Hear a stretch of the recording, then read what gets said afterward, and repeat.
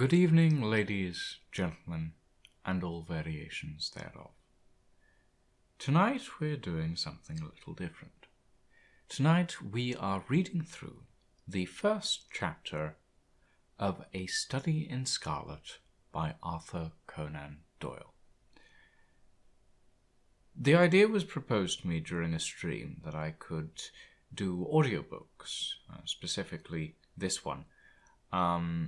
And I'm actually quite interested in exploring the concept. So, without further ado, we will be embarking, hopefully, on a full series wherein I read this book from start to finish, and perhaps some others over the course of the next few months, but we shall see. I'm thinking of publishing this video on a Wednesday, every Wednesday of the week, and there'll be probably one video a week where we read through this. This is the only video that will have this introductory segment, other than the usual greeting and the chapter title. But this is just to explain exactly what is going through my head with this series. But without further ado, I am going to embark on this little journey of ours, and I do hope that you'll enjoy the ride. But yes, today we are reading A Study in Scarlet by Sir Arthur Conan Doyle.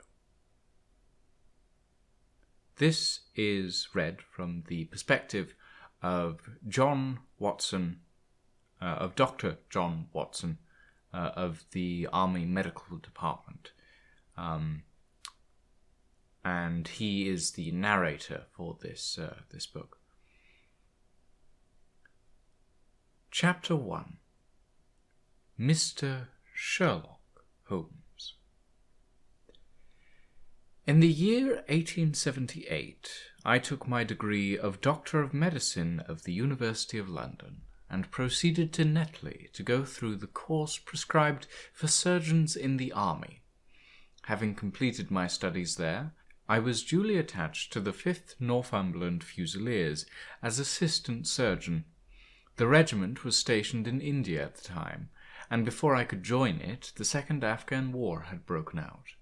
On landing at Bombay, I learned that my corps had advanced through the passes and was already deep in the enemy's country. I followed, however, with many other officers who were in the same situation as myself, and succeeded in reaching Kandahar in safety, where I found my regiment and at once entered upon my new duties.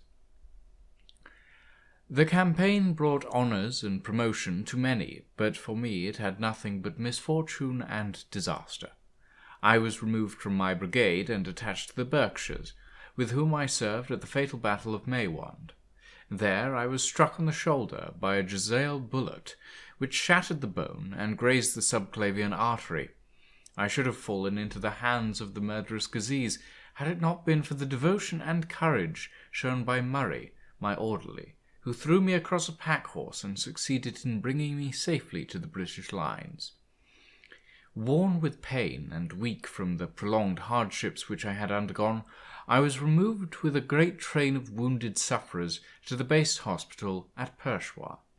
Here I rallied, and had already been improved so far as to be able to walk about the wards, and even to bask a little upon the veranda, when I was struck down by enteric fever, that curse of our Indian possessions.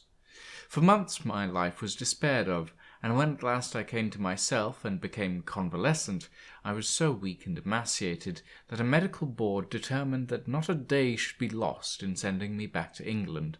I was dispatched, accordingly, in the troop ship Orontes, and landed a month later in Portsmouth Jetty, with my health irretrievably ruined, but with permission from a paternal government to spend the next 9 months in attempting to improve it. I had neither kith nor kin in England, and was therefore as free as air, or as free as an income of 11 shillings and sixpence a day will permit a man to be. Under such circumstances, I naturally gravitated to London, that great cesspool into which all the loungers and idlers of the empire are irresistibly drained. There I stayed for some time at a private hotel in the Strand, leading a comfortless, meaningless existence, and spending such money as I had considerably more freely than I ought. So alarming did the state of my finances become that I soon realized that I must either leave the metropolis and rusticate somewhere in the country, or that I must make a complete alteration to the style of my living. Choosing the latter alternative, I began by making up my mind to leave the hotel and to take up my quarters in some less pretentious and less expensive domicile. On the very day that I had come to this conclusion, I was standing at the Criterion bar when someone tapped me on the shoulder, and turning around, I recognized young Stamford, who had been a dresser under me at Bart's. The sight of a friendly face in the great wilderness of London is a pleasant thing indeed to a lonely man. In old days, Stamford had never been a particular crony of mine, but now I hailed him with enthusiasm, and he, in his turn, appeared to be delighted to see me. In the exuberance of my joy, I asked him to lunch with me at the Holborn, and we started off together in a hansom. "Whatever have you been doing with yourself, Watson?"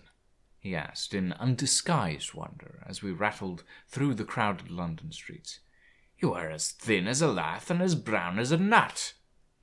I gave him a short sketch of my adventures, and had hardly concluded it by the time that we reached our destination. "Poor devil," he said commiseratingly, after he had listened to my misfortunes. "What are you up to now?" "Looking for lodgings," I answered, trying to solve the problem as to whether it is possible to get comfortable rooms at a reasonable price. "That is a strange thing," remarked my companion. "You are the second man today that has used that expression to me." "And who is the first?" I asked. "A fellow who is working at the chemical laboratory up at the hospital, who was bemoaning himself this morning because he could not get someone to go halves with him in some nice rooms which he had found, and which were too much for his purse." "By Jove!" I cried. "If he really wants someone to share the rooms and the expense, I am the very man for him. I should prefer having a partner to being alone." Young Stamford looked rather strangely at me over his wine-glass. "You don't know Sherlock Holmes yet," he said. "Perhaps you would not care for him as a constant companion." "Why? What is there against him?" "Oh, I didn't say there was anything against him. He's a little queer in his ideas, an enthusiast in some branches of science. As far as I know, he's a decent fellow enough." "A medical student, I suppose?" said I. "No, I have no idea what he intends to go in for. I believe he is well up in anatomy, he is a first-class chemist, but as far as I know, he has never taken out any systematic medical classes. His studies are very desultory and eccentric, but he has amassed a lot of out-of-the-way knowledge which would astonish his professors." "Did you ever ask him what he was going in for?" I asked. "No, he is not a man that it is easy to draw out, though he can be communicative enough when the fancy seizes him." "I should like to meet him," I said. "If I am to lodge with anyone, I should prefer a man of studious and quiet habits. I am not strong enough yet to stand much noise or excitement. I had enough of both in Afghanistan to last me for the remainder of my natural existence. How could I meet this friend of yours?" "He is sure to be at the laboratory," returned my companion. "He either avoids the place for weeks, or else he works there from morning to night. If you like, we shall drive around together after luncheon." "Certainly," I answered, and the conversation drifted away into other channels. As we made our way to the hospital, after leaving the Holborn, Stamford gave me a few more particulars about the gentleman whom I proposed to take as a fellow lodger. "You mustn't blame me if you don't get on with him," he said. "I know more I know nothing more of him than I have learned from meeting him occasionally in the laboratory. You proposed this arrangement, so you must not hold me responsible. If we don't get on, it will be easy to part company, I answered. It seems to me, Stamford, I added, looking hard at my companion, that you have some reason for washing your hands of the matter. Is this fellow's temper so formidable, or what is it? Don't be mealy-mouthed about it. It is not easy to express the inexpressible, he answered with a laugh. Holmes is a little too scientific for my tastes. It approaches to cold-bloodedness. I could imagine his giving a friend a little pinch of the latest vegetable alkaloid, not out of malevolence, you understand, but simply out of the spirit of inquiry, in order to have an accurate idea of the effects. To do him justice, I think that he would take it himself with the same readiness. He appears to have a passion for definite and exact knowledge. Very right, too. Yes, but it may be pushed to excess. When it comes to beating the subjects in the dissecting rooms with a stick, it is certainly taking rather a bizarre shape. Beating the subjects? Yes, to verify how far bruises may be produced after death. I saw him at it with my own eyes. And yet you say he's not a medical student? No. Heaven knows what the objects of his studies are, but here we are, and you must form your own impressions about him. As he spoke, we turned down a narrow lane and passed through a small side door, which opened into a wing of the great hospital. It was familiar ground to me, and I needed no guiding as we ascended the bleak stone staircase and made our way down the long corridor with its vista of whitewashed wall and dun-coloured doors. Near the further end, a low-arched passage branched away from it and led to the chemical laboratory. This was a lofty chamber, lined and littered with countless bottles. Broad, low tables were scattered about, which bristled with retorts, test tubes, and little Bunsen lamps with their blue, flickering flames. There is only one student in the room, who was bending over a distant table, absorbed in his work. At the sound of our steps, he glanced around and sprang to his feet with a cry of pleasure. "I've found it! I've found it!" he shouted to my companion, running towards us with the test tube in his hand. "I have found a reagent which is precipitated by hemoglobin, and by nothing else." Had he discovered a gold mine, greater delight could not have shone upon his features. "Dr. Watson, Mr. Sherlock Holmes," said Stamford, introducing us. "How are you?" he said cordially, gripping my hand with a strength for which I should hardly have given him credit. "You've been in Afghanistan, I perceive." "How on earth did you know that?" I asked in astonishment. "Never mind," said he, chuckling to himself. "The question now is about hemoglobin. No doubt you see the significance of this discovery of mine." "It is interesting, chemically, no doubt," I answered, "but practically—" "Why, man, it is the most practical medico-legal discovery for years. Don't you see that it gives us an infallible test for bloodstains? Come over here now." He seized me by the coat sleeve in his eagerness and drew me over to a table at which he had been working. "Let us have some fresh blood," he said, digging a long bodkin into his finger and drawing off the resulting drop of blood in a chemical pipette. "Now I add this small quantity of blood to a litre of water. You perceive that the resulting mixture has the appearance of pure water. The proportion of blood cannot be more than 1 in a million. I have no doubt, however, that we shall be able to obtain the characteristic reaction." As he spoke, he threw into the vessel a few white crystals, and then added some drops of a transparent fluid. In an instant, the contents assumed a dull mahogany colour, and a brownish dust was precipitated at the bottom of the glass jar. "Aha!" he cried, clapping his hands together, and looking as delighted as a child with a new toy. "Now what do you think of that?" It seems to be a very delicate test, I remarked. Beautiful! Beautiful! The old guacum test was very clumsy and uncertain. So is the microscopic examination for blood corpuscles. The latter is valueless if the stains are a few hours old. Now this appears to act as well whether the blood is old or new.